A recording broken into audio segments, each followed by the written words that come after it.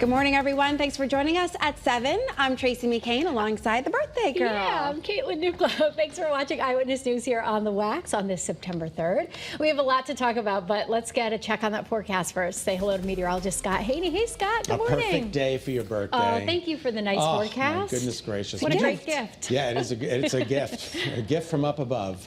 As we take a look at Middletown, up above, the fog has formed. Not so much at the ground level, but please keep that in mind. We are dealing with some fog out there. Again, Middletown was a problem yesterday, and it's a problem once again today. So exercise caution as you're out there. We are expecting golden amounts of this. It's sunshine, and it's going to be a really beautiful day today. First Alert Live Radar, the only live radar in Connecticut scanning dry. And that's good news. My clicker is not working. I don't know why. But according to First Alert Live Radar, we're good. Now, kids, we're rolling out the bus. Get on the bus. Don't be late for the bus.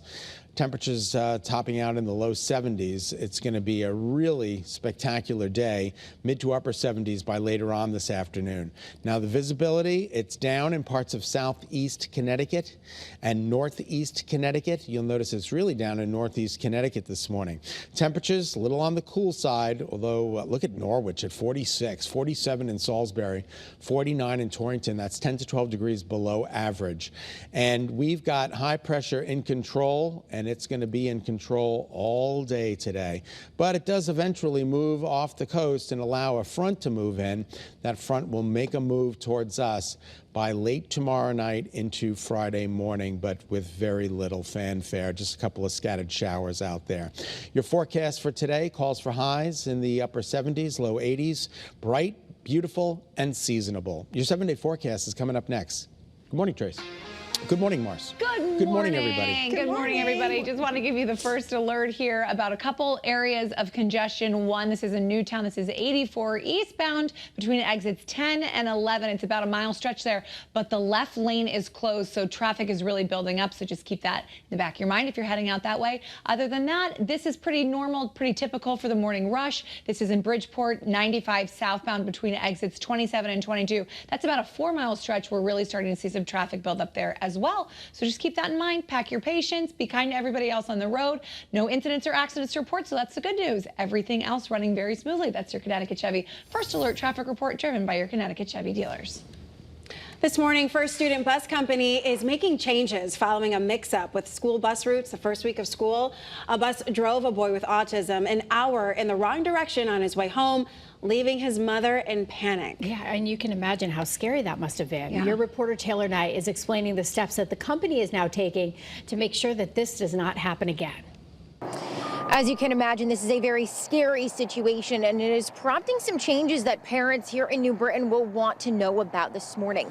That boy's bus brought him all the way out to Danbury instead of to his home right here in New Britain.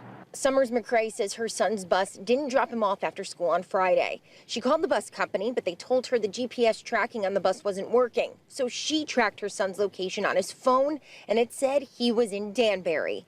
McCrae eventually met him in Southington. She shared this story on her Facebook and found a number of other families having similar issues. Everyone's saying like how their kid got home at 7 o'clock in the evening, how some of their kids were just ain't get picked up from school. Some kids didn't get picked up to go to school in the morning. And this is like a real disturbance to parents and the kids at the end of the day. Now First Student says that they are actively implementing corrective measures. The company says that includes bringing in drivers from other states to help cover routes, hiring a location manager to make route adjustments, ensure proper equipment usage and improve reliability, and they're working to hire more drivers.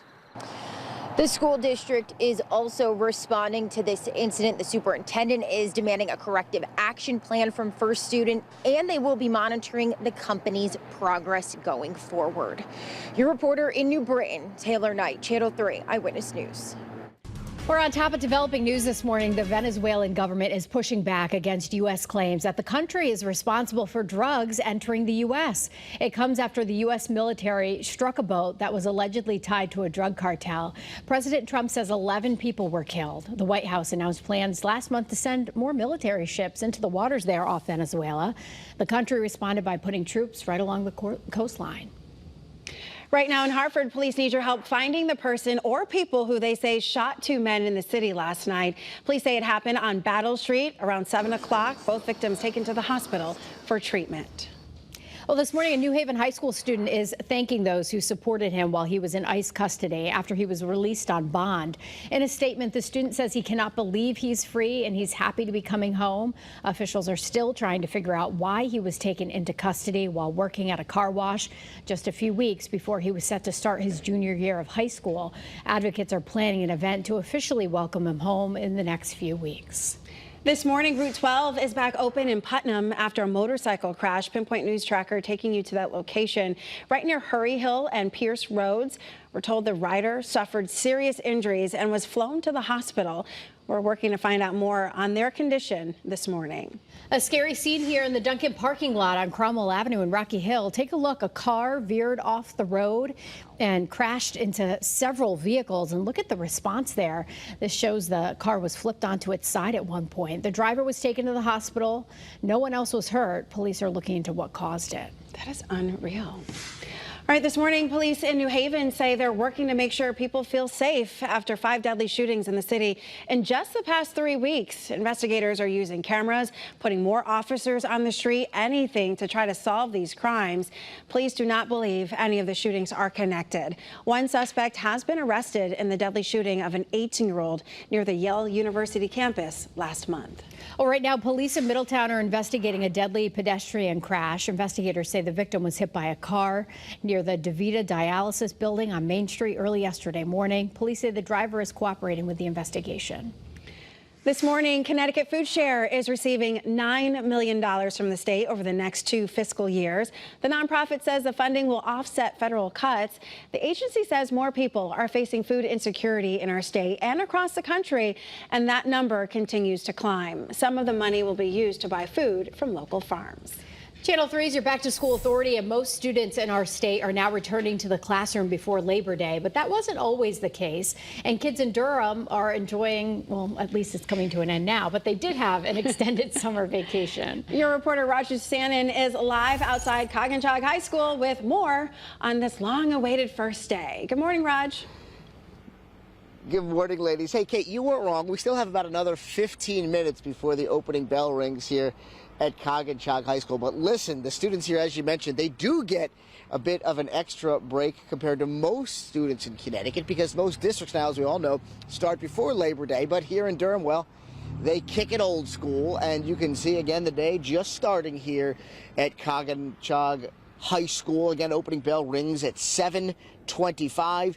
The younger kids will start their days here in Durham just a little bit later. Now, you might be wondering why Durham school leaders can kind of buck the trend of earlier start times. And the truth is, it's pretty darn simple, really. Here in Connecticut, unlike many other states, every district has complete control over their schedule.